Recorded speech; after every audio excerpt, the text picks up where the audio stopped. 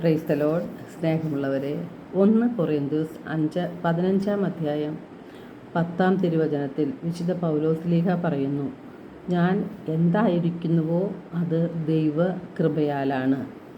പാപത്തിൽ മുഴുകി യേശുവിനെയും സഭയെയും പീഡിപ്പിച്ചിരുന്ന സാവൂളിൻ്റെ മേൽ ദൈവം കൃപ ചൊരിഞ്ഞു. സാവൂൾ വിശുദ്ധ പൗലോസായി മാറിയത് ദൈവത്തിൻ്റെ കൃപയാലാണ്. ദൈവത്തിൻ്റെ പദ്ധതി അനുസരിച്ച് ദൈവഹിതം നിറവേറ്റി ജീവിക്കുവാനുള്ള ശക്തി ദൈവം നൽകുന്നു. ബലഹീനരും പാപികളുമായ നമ്മെക്കൊണ്ട് നാം തന്നെ വിചാരിച്ചാൽ അത് സാധിക്കില്ല. വിശുദ്ധ പൗലോസ് പറയുന്നു, എൻ്റെ മേൽ ദൈവം ചൊരിഞ്ഞ കൃപ നിഷ്ഫലമായി പോയിട്ടില്ല. നേരെ മറിച്ച് മറ്റെല്ലാവരെയുംക്കാൾ അധികം ഞാൻ അധ്വാനിച്ചു. എന്നാൽ ഞാനല്ല, എന്നിലുള്ള ദൈവകൃപയാണ് അധ്വാനിച്ചത്. സാവൂളിൻ്റെ കഠിന ഹൃദയത്തെ മാറ്റിമറിക്കുവാൻ ദൈവകൃപ അവനിൽ ദൈവം ചൊരിഞ്ഞു. സാവൂൾ വിശുദ്ധ പൗലോസായി മാറി. 2 തിമോത്തിയോസ് 2:21 തിരുവചനം പറയുന്നു, ഒരുവൻ നികൃഷ്ടമായ അവസ്ഥയിൽ നിന്ന് തന്നെ ശുദ്ധീകരിക്കുന്നെങ്കിൽ അവൻ ശ്രേഷ്ഠമായ ഉപയോഗത്തിന് പറ്റിയതും ഗ്രഹനാഥന് പ്രയോജനകരവും ഏതൊരു നല്ല കാര്യത്തിനും ഉപയോഗയോഗ്യവുമായ വിശുദ്ധ പാത്രമായി തീരും. അപ്പോസ്തല പ്രവർത്തനം 9:15 കർത്താവ് സാവൂളിനെ പറ്റി അനനിയാസിനോട് പറയുന്നുണ്ട്, വിജാതീയരുടെയും രാജാക്കന്മാരുടെയും ഇസ്രായേൽ മക്കളുടെയും മുൻപിൽ എൻ്റെ നാമം വഹിക്കാൻ തിരഞ്ഞെടുക്കപ്പെട്ട പാത്രമാണ് അവൻ എന്ന് പറയുന്നത് സാവൂൾ. അധികം താമസിയാതെ യേശു ദൈവപുത്രനാണെന്ന് അവൻ സിനഗോഗുകളിൽ പ്രഘോഷിക്കാൻ തുടങ്ങി. സാവൂളിന് എന്ന പോലെ നമ്മെക്കുറിച്ചും ദൈവത്തിന് ഒരു പദ്ധതിയുണ്ട്.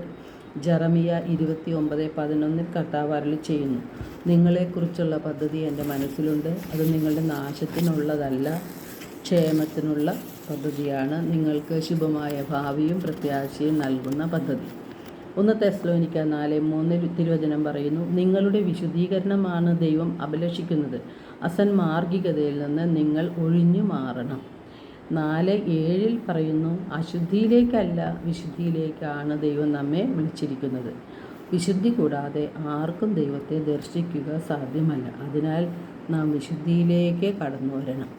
പാപത്തെയും പാപസാഹചര്യത്തെയും നാം വെറുത്തുപേക്ഷിക്കണം. ഫെബ്രുവരി 12:14-15 തിരുവചനങ്ങൾ, എല്ലാവരോടും സമാധാനത്തിൽ വർത്തിച്ച് വിശുദ്ധിക്ക് വേണ്ടി പരിശ്രമിക്കുവിൻ. വിശുദ്ധി കൂടാതെ ആർക്കും ദൈവത്തെ ദർശിക്കുവാൻ സാധിക്കുകയില്ല.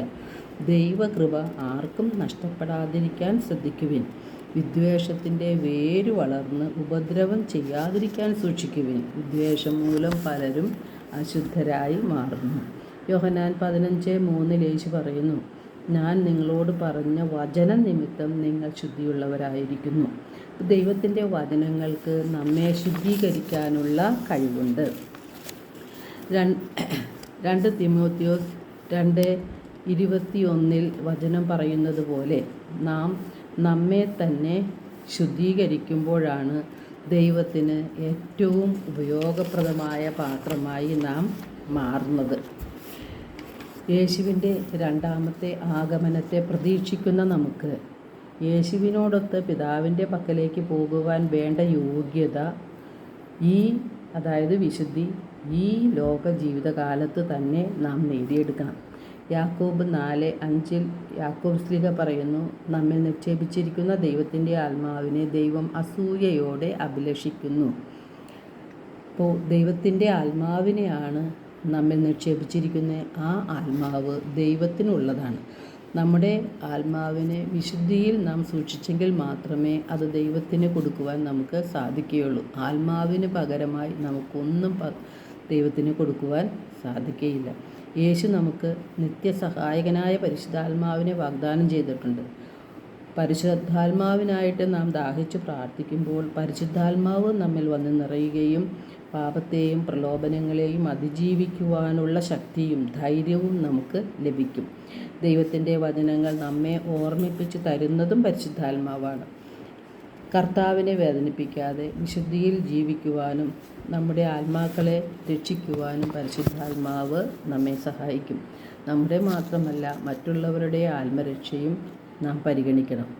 എല്ലാവർക്കും ഒരു നല്ല ദിനം ആശംസിക്കുന്നു. ദൈവം നമ്മെ ഓരോരുത്തരെയും സമൃദ്ധമായി അനുഗ്രഹിക്കട്ടെ.